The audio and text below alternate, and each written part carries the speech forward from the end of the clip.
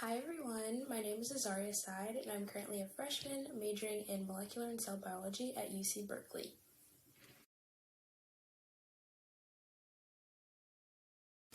Some advice that I'd offer to students applying to colleges soon would definitely be to start on your apps early, try and visit the schools that you want to apply to, and to let other people read your essays. The earlier you start on your applications, the more time you have to really put a lot of thought into it and just make sure that you're putting out your best work. So definitely start early. Not all schools require the same supplements, especially Common App schools. The main part of the Common App is the same, but additional writing supplements vary depending on what schools you're applying to. The UC application is great because it's one application that you can send to all 10 schools, but they still take a lot of time. So definitely start early so you're not super stressed when deadlines are coming up.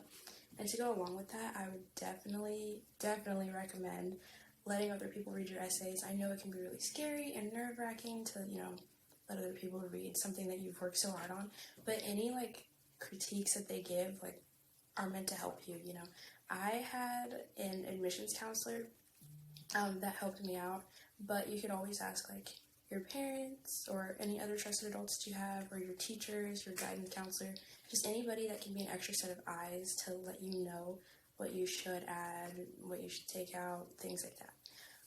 And then, of course, visiting schools that you want to apply to is definitely very important. I know that it might be hard to do that because of the pandemic and everything. A lot of schools are closed.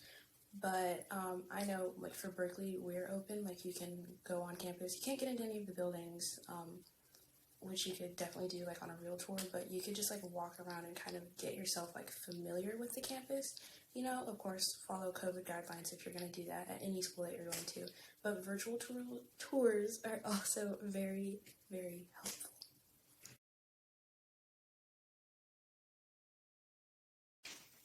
Up next, I have my stats. So I guess I'll start off with standardized test scores. For the SAT, I took it 3 times, and I got a 1230 the first time, a 1340 the second time, and a 1350 the last time. And my super score was a 1360. For AP classes and exams, I took 7 AP classes and then 7 exams. I took European history, United States history, bio, chem, psychology, statistics, and English language and composition. And I passed 5 of those exams, so the 2 that I failed were statistics and AP Euro. I got 2s on those, and then for the ones that I passed, I got 3s on chem and bio, 4s on APUSH and English, and then I got a 5 on psychology. I took 7 honors classes, and my GPA was a 3.83 weighted and a 4.39 unweighted. My class rank with my weighted GPA was 49 out of 601, and my rank with the unweighted GPA was a 32 out of 601. And then for leadership roles, I put down, because I was a cheerleader, so if you're a sophomore on JV, and you were on the team the year before, you could be a captain, so I was a JV captain, and then I was a varsity captain as a senior, so I kind of had to explain that, in my application, but I was a captain twice. And then I was BSU secretary my senior year, I was a link crew leader my senior year, and yeah, that's it. And then for awards, I put down that I was an AP Scholar with Honor. You get that, for getting a certain average score on your AP exams, so because I got that average score, I got the award. Yeah, that's it.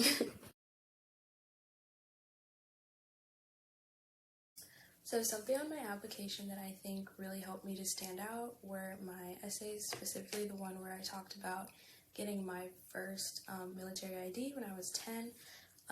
So my dad's in the Navy, and I moved around a lot when I was younger. And, when I was 10, I feel like it really hit me because that's when I was old enough to, get my military ID, so I felt so cool, and I was like, wow, really official, such a military kid, it was great.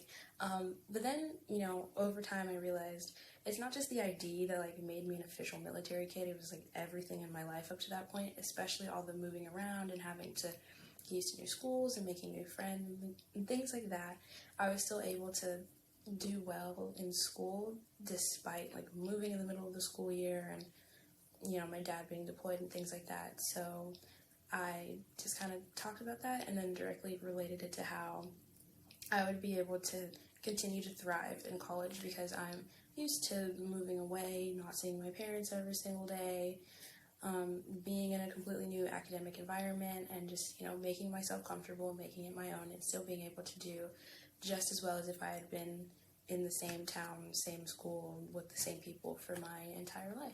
And I think that definitely showed that I would be willing to do whatever it took to continue to thrive academically throughout my college career.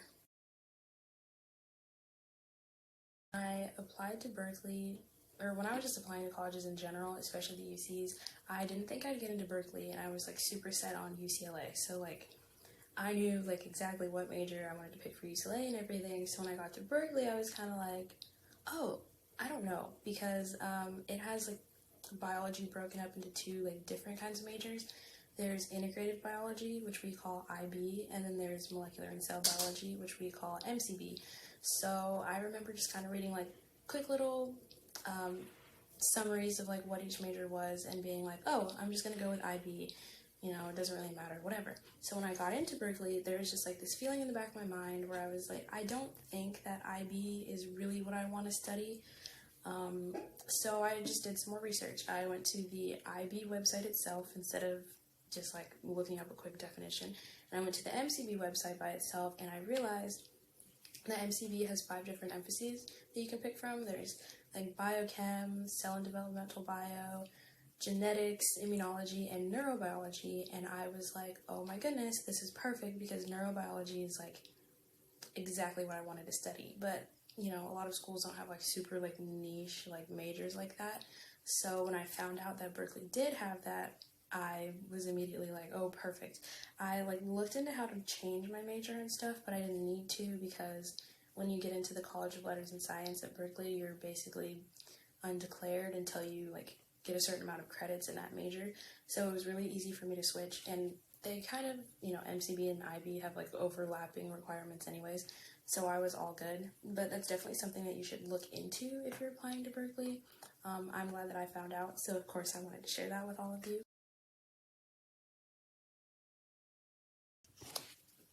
So in high school, I wish that I would have taken the SAT earlier and visited more campuses.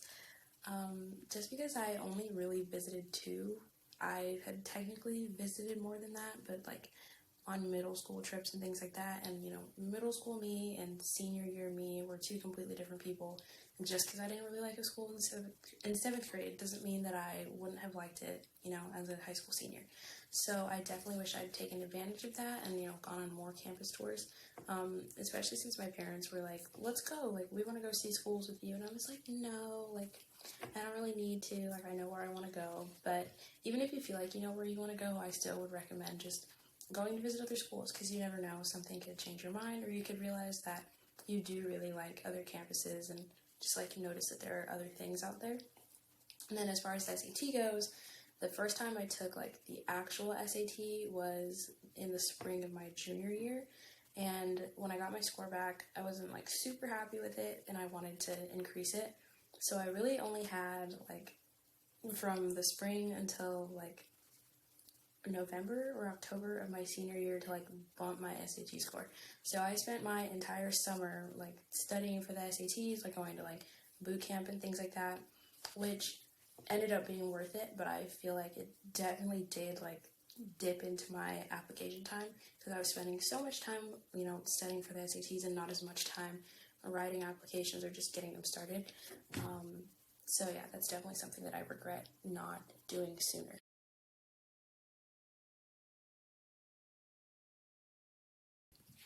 So what are the classes like at Berkeley? They're kind of intense, I'm not going to lie. I'm in 5 classes right now, which is 16 units for me. The average class size for me, about 100, not exactly 100 people, but a bit more than 100 people. My largest class was 200 people, and that was a chem lab lecture last semester. And my smallest class was also last semester. It was like an English class, and there were only 19 students in there. So it really just depends. And it's not just like English classes are smaller, it depends on what kind of English class you're taking as well. I don't mind the larger class sizes, if I'm being completely honest, but that's just because there are so many opportunities to like have smaller or like more intimate like groups. You can go to office hours, whether that's with your professor or with any of the GSIs, which are grad student instructors. And then of course, I've noticed that like big lectures come with discussion sections. So yeah, there are 100 kids in my lecture section, but then like we get to the discussion and there are only like 10 to 20 kids in the class, and you know, we get put in breakout rooms so we can work in even smaller groups, and we can call in our GSIs whenever and just ask them questions. You can always email your GSIs if you need anything, just things like that. You can also join study groups, go to the Student Learning Center. You just have so many opportunities to like make smaller groups that honestly the larger class sizes are like, you know, you're just in a giant class like to learn for the lecture part, but anytime you have questions, like you should be able to ask. There are so many opportunities to be in smaller groups. And the difference between like college and high school, I would just have to say like the intensity. Like I took hard classes in high school, but they were like doable. But here, and it could just be because I'm like still an underclassman, so I'm taking a lot of weeder courses, but like I find myself having to ask more questions and having to go to like more study groups, or you know, change up my study styles more often. And I've also noticed that like some classes will like switch professors in the middle. Like you'll have two professors on your syllabus, and that's because like one professor will do like the first like half or the first 2/3 of the class, and then the other professor will take over. So there are just like little like quick random changes that can happen that like wouldn't happen in high school unless there was like an emergency. One thing that I love about Berkeley is that we have a lot of like school pride. I feel like a like stereotype, I guess, of like smart kids is that, you know, they go to school strictly for the academics and like don't care about anything else. But I've noticed here that like Cal kids are very like happy to be Cal kids, and they will like show it off all the time. Like I'll be like walking to get boba, and there's people in like Berkeley t-shirts with the sweats and the keys. Like everybody's keys are like Berkeley like lanyards. Apparently only freshmen wear them around their necks, but most people's keys have, you know, a little bear on it or the cow logo. There are like houses with flags everywhere. Restaurants out here have flags everywhere. It seems like just people are very proud to like say that they go to Berkeley, and I definitely appreciate that. I think it's really cool like that kids here are like, yeah, we're here for the academics, but like I'm also very proud to be a Cal Bear, because I feel proud to be a Cal Bear. So I feel like I fit right in. When I got in, I heard a lot about like Berkeley being really competitive and things like that, so I was kind of scared that like people wouldn't be very social because of that, but that's like not the case at all. Of course, there's like, you know, the Greek life party scene. Since I'm a part of Greek life, I like live on frat row and everything. Again, haven't been to any parties because that's like not allowed right now, but I've like heard that like parties are a big thing, and they're not super exclusive, which I think is really nice as well. As long as you like know somebody, you just get a wristband and you can go into the parties. But the wristbands are more of like a safety thing, because Berkeley is a college town, so like people that live in Berkeley but don't go to Berkeley will try to like get into parties. So just as a way to like keep everyone in attendance safe, like you need a wristband to get in. However, if parties are not your thing, don't worry. You can always just hang out with friends, go to San Francisco. There are a ton of places to eat out here, so, you know, if it's not your style to, like, go out and go partying, you can have, like, a nice dinner, lunch, a nice meal with your friends. Like, you know, there are other things to do out here, which I think is really awesome. I also just wanted to add a reminder to you guys to not limit your options, because in high school I was super like set on this one school, and now I'm at Berkeley and I absolutely love it. Like despite the weird circumstances, the campus life, the food, the people, and even the classes are honestly super great, and I absolutely love it here. So I just wanted to say good luck to everyone who's applying. Make sure that you don't limit yourself, and hopefully you all consider applying to Berkeley.